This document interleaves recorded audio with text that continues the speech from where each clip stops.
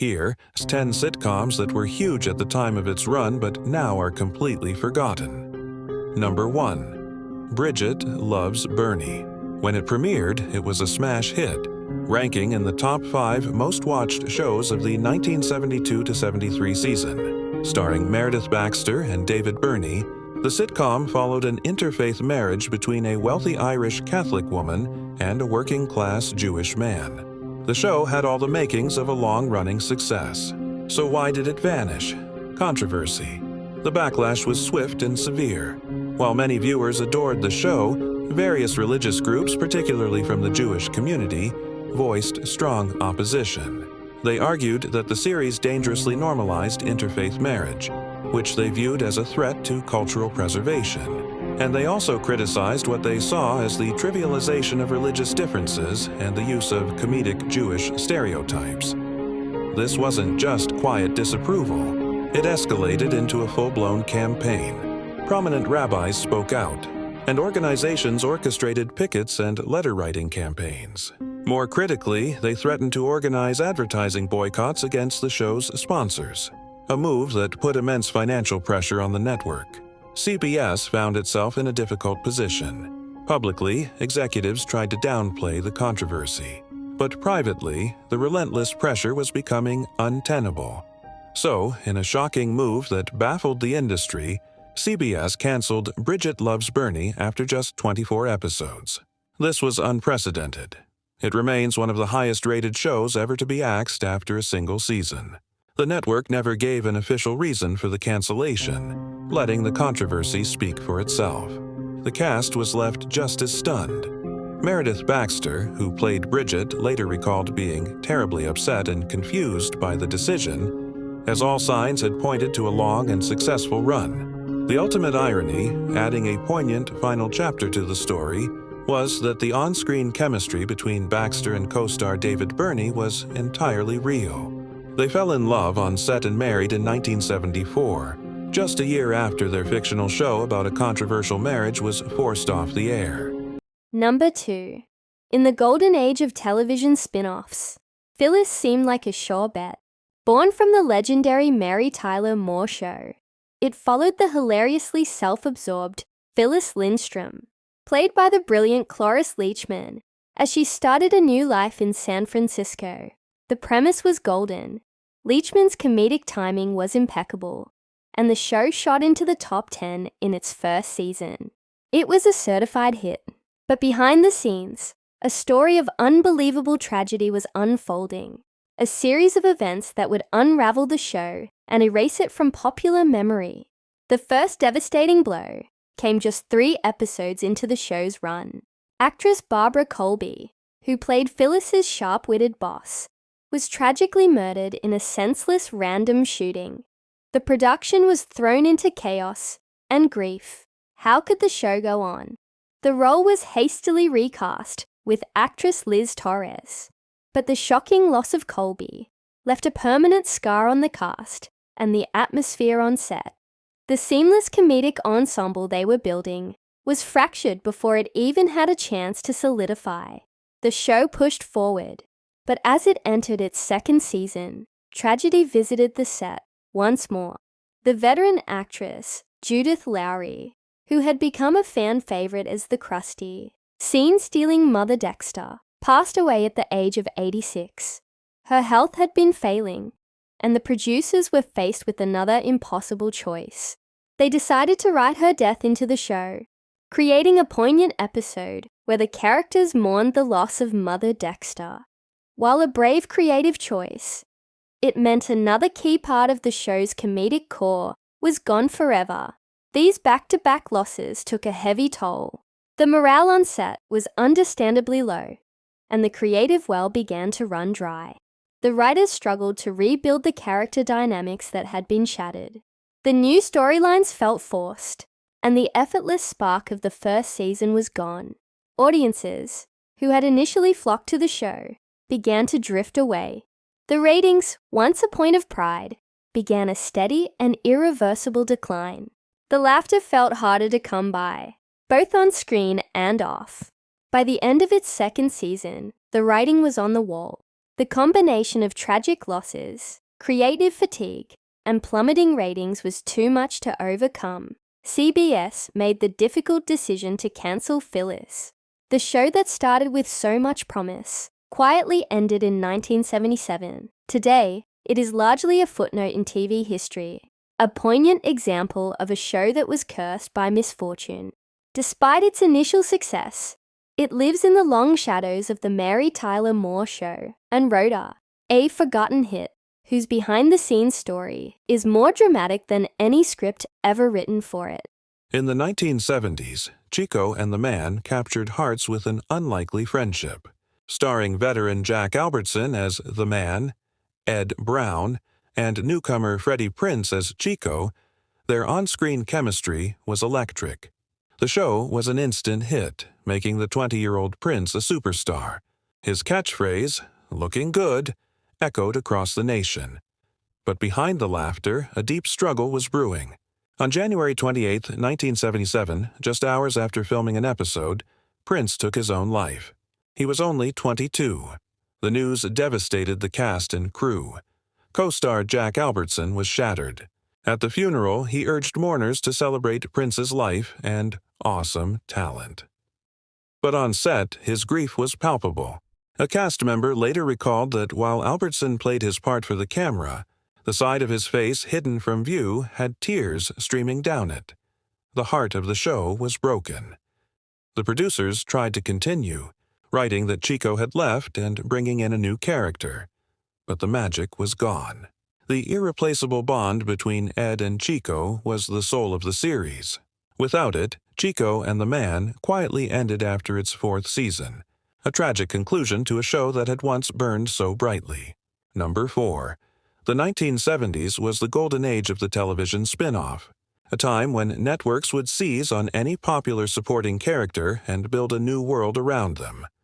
And in the critically acclaimed sitcom, Barney Miller, there was no character more popular than Abe Vigoda's hilariously morose detective, Phil Fish. His deadpan delivery and perpetually exhausted demeanor made him a cultural icon.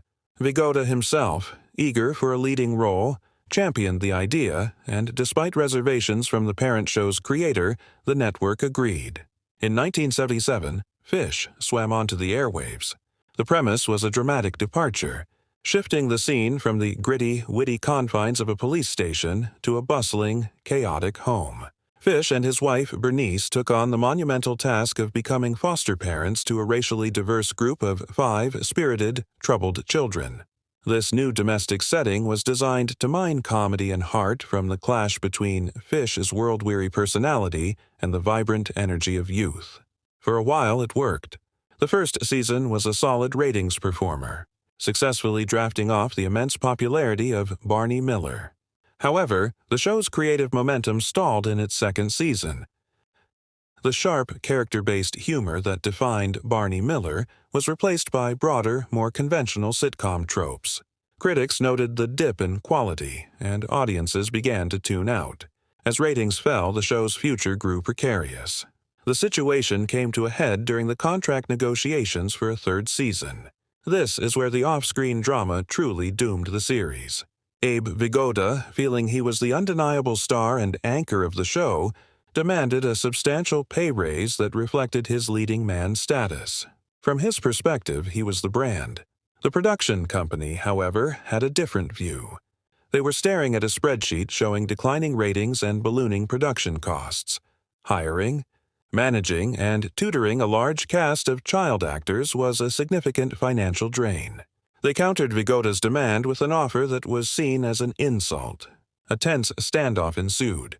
Neither side was willing to back down. Vigoda's team held firm for his asking price, while the studio refused to invest more money into a show they saw as a sinking ship. With the renewal deadline looming and no compromise in sight, the network simply pulled the plug. It was a stark reminder that television is a business first and an art form second. To give fans a sense of closure, Fish later returned for a guest spot on Barney Miller. A single line of dialogue explained that the group home had been shut down due to city budget cuts. A clean, fictional end to a story that, in reality, ended in a bitter financial dispute. Fish remains a poignant footnote in TV history, a cautionary tale about a spin-off that couldn't quite find its own identity and fell victim to the cold calculus of Hollywood. Number 5. This sitcom about a group of prisoners navigating life behind bars was surprisingly successful in its short run, proving that audiences were willing to embrace comedy in unconventional settings. On the Rocks, which aired on CBS from 1975 to 1976, was based on a British sitcom called Porridge and followed a group of inmates in a minimum security prison as they clashed with authority and tried to outwit the warden. The show's humor came from the interactions between the prisoners and the guards, balancing lighthearted antics with just enough grit to keep things interesting.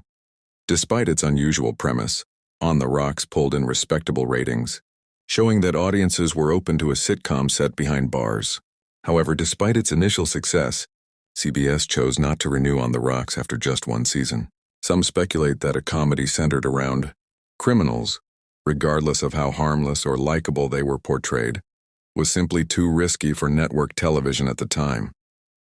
Unlike MASH, which tackled serious themes under the guise of comedy, On the Rocks didn't have the same depth or lasting appeal, with no rerun exposure or syndication deals to keep it in circulation. The show faded from memory almost immediately. Today it's little more than a blip in 1970s television history. Rarely mentioned even among fans of obscure sitcoms, the 70s were filled with sitcoms that captured audiences for a brief moment, before vanishing into obscurity. Some were canceled too soon, while others were simply products of their time. While they may not have lasted for a short while, they were some of the biggest shows on TV until they weren't. Hello, Larry. The show, about a radio host and single father, was heavily promoted by NBC, and expectations were high. However, it quickly gained a reputation for being poorly written and unfunny. The criticism was so swift that even Johnny Carson began mocking the show on his own program on the same network. Despite attempts to retool the series, including a crossover with the popular show Different Strokes, the ratings never took off. Hello, Larry was canceled after just 2 seasons. Today, it stands as a legendary flop. A cautionary tale for actors about the risks of leaving a hit show too soon. Stevenson himself later admitted that leaving MASH was the worst career decision he ever made. Number 7. Fresh off his success in The Odd Couple, Tony Randall took on another sophisticated yet comically neurotic role in The Tony Randall Show, which ran from 1976 to 1978. This time, he played Judge Walter Franklin, a widowed Philadelphia judge balancing his legal duties with raising 2 children. The show had a witty, intelligent tone, blending courtroom humor with slice-of-life family moments. With a strong supporting cast, including Barney Martin and Alan Ann McClary, and the creative minds behind The Mary Tyler Moore Show involved, it seemed poised for a long run. Despite critical praise and a dedicated fan base, The Tony Randall Show struggled to find a stable audience. It originally aired on ABC but was moved to CBS in its second season, where it failed to gain traction. Unlike The Odd Couple, which became a syndication staple, The Tony Randall Show all but disappeared after its cancellation. Without reruns or nostalgia-driven revivals to keep it alive, it quickly faded from public memory, failing to leave a lasting legacy beyond Randall's devoted fans. Number 8. Angie was ABC attempting to cash in on the same romantic comedy magic that had made Laverne and Shirley and 3S Company hits.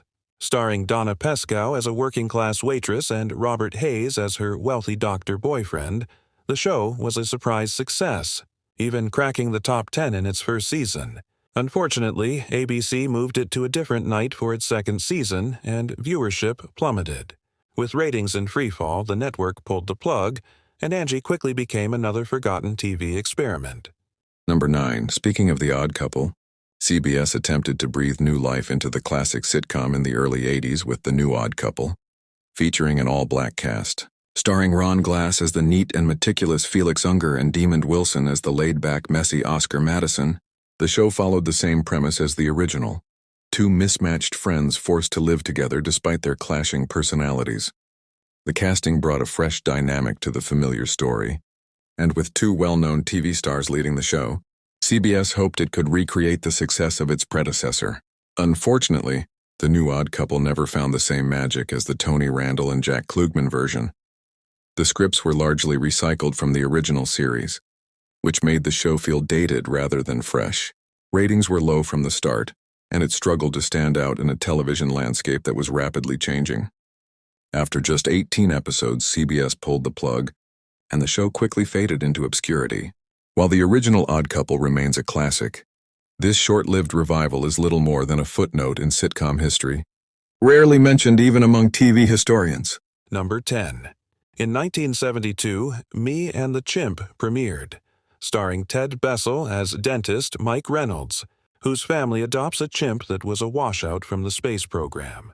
The show was seen as a banana peel of a premise, with silly plots and slapstick chaos that just didn't land, made worse by an overbearing canned laugh track for every unfunny moment.